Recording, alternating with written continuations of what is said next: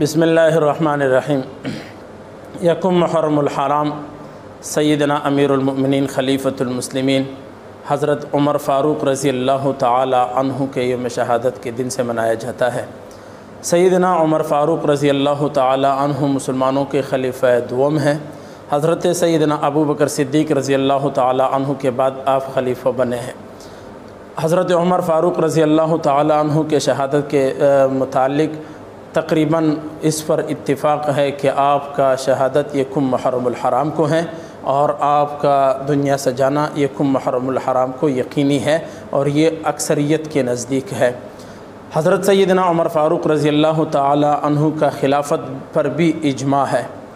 وہ یوں کہ سیدنا ابو بکر صدیق رضی اللہ تعالی عنہ کے دور خلافت میں تمام تر جو اقدامات کیے گئے ان پر صحابہ اکرام کا اجماع تھا۔ اسی طرح حضرت سیدنا فاروق رضی اللہ تعالی عنہ کے خلافت کا انتخاب بھی دور صدیقی میں ہوا تھا، تو اس کام پر صحابہ اکرام کا اجماع ہے، اور آپ کی بیعت لی گئی تو کسی نے بھی انکار نہیں کیا، اختلاف نہیں کیا، متفقن علیہ طور پر آپ کو منتخب کیا گیا ہے۔ تو اس طرح دور صدیقی کے اقدامات پر اجماع ہونے کی نسبت سے آپ کے خلافت پر بھی اجماع ہے۔ اور سیدنا عمر فاروق رضی اللہ تعالی عنہ کا عدالت اور ان کا انصاف اور ان کا امام عادل ہونا متفقن علیہ ہے سب کے نزدیک، حتیٰ کہ غیر مسلموں نے بھی انہیں تسلیم کیا ہے کہ ان کا عدل اور انصاف بالکل برحق اور سچا ہے۔ سیدنا عمر فاروق رضی اللہ تعالی عنہ زید بن جابر کی عدالت میں مدعا علیہ کے حیثیت سے پیش ہوئے، تو قاضی عدالت آپ کے احترام میں کھڑے ہوئے تو آپ نے انہیں منع کیا اور ڈانٹا اور کہا کہ یہ احترام کا جگہ نہیں ہے، اور عام آدمی کے حیثیت سے وہاں فریق کے ساتھ بیٹھ کر عدالت میں پیش ہوئے، تو یہ آپ امیر المؤمنین ہونے کے حیثیت سے، خلیفۃ المسلمین ہونے کے باوجود آپ عام آدمی کے حیثیت میں پیش ہوئے ہیں۔ حضرت سیدنا عمر فاروق رضی اللہ تعالی عنہ کے متعلق قرآن پاک کے بہت رائے کے مطابق قرآن پاک کی بہت سارے آیاتیں نازل ہوئی ہے۔ حضرت عمر فاروق رضی اللہ تعالی عنہ کا دور اسلام کے فتوحات کا دور ہے، اور حضرت عمر فاروق رضی اللہ تعالی عنہ کا دور اسلام کا بول بالا کا دور ہے۔ سیدنا عمر فاروق رضی اللہ تعالیٰ عنہ 10 سال خلافت سنبھالا، 10 سال نظام مملکت کو سنبھالا، اور پوری دنیا میں اور کفر کی دنیا میں حضرت عمر رضی اللہ تعالیٰ عنہ کے عدل اور انصاف کو تسلیم کیا گیا ہے۔ آپ کے بیٹی حضرت سیدنا حفصہ رضی اللہ تعالی عنہ حضور اقدس صلی اللہ علیہ وسلم کے نکاح میں آئی ہے، اور یوں آپ صلی اللہ علیہ وسلم کے قریبی رشتہ دار بھی اور تعلق دار بھی آپ رضی اللہ تعالی عنہ بنے ہیں۔ حضرت عمر فاروق رضی اللہ تعالی عنہ نے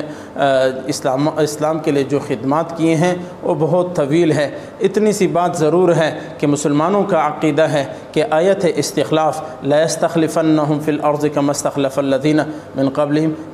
یہ آیت استخلاف خلافت فاروقی کے بغیر نامکمل ہے۔ اگر خلافت صدیقی اور خلافت فاروقی کو تسلیم نہ کیا جائے تو یہ آیت استخلاف مکمل نہیں ہوتی۔ اس لیے اصل سنت کا عقیدہ ہے کہ خلافت صدیقی، خلافت فاروقی، خلافت عثمانی اور خلافت مرتضوی، ان چاروں کو ملا کر کے آیت استخلاف کی تکمیل ہوتی ہے، کیونکہ جمع کی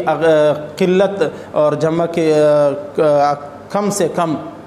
عدد جو ہے وہ 3 ہے، تو 3 کے بغیر جمع مکمل نہیں ہوتی، یا 2 ہے تو 2 کے بغیر جمع ہوتی نہیں ہے۔ آیات میں لا يستخلفنهم في الارض كما استخلف الذين من قبل، اس آیت میں جمع کے صیغے ہیں اور جمع کے ضمائر ہیں، لہٰذا خلافت صدیقی اور خلافت فاروقی کے بغیر آیت استخلاف کی تکمیل نامکمل ہے۔ اس لیے اہل سنت کے اور مسلمانوں کا حضرت عمر رضی اللہ تعالیٰ عنہ کے ساتھ عقیدت اور محبت کا رشتہ ہے، اور اس دن کو منایا جاتا ہے۔ ہمارا بھی یہی مطالبہ ہے کہ میڈیا پر اور electric media, print media, social media, ہر طرح سے حضرت عمر فاروق کا تذکرہ ہو، اور حکومت سرکاری طور پر اس دن کو چھٹی کر کے عام تعطیل کا اعلان کرے، اور تاکہ دنیا کو یہ معلوم ہو کہ مسلمانوں کا رہبر و رہنما، مسلمانوں کے قائد اور پیشوا سیدنا امیر المؤمنین عمر بن خطاب رضی اللہ تعالی عنہ کون تھے، ان کے تذکرے زبان زد عام ہونے چاہیے، اور مطالبہ ہے کہ یکم محرم الحرام کو عام تعطیل ہونی چاہیے۔ اللہ رب العزت ہمیں حضرت عمر کے نقش قدم پہ چلنے کی توفیق نصیب فرمائے۔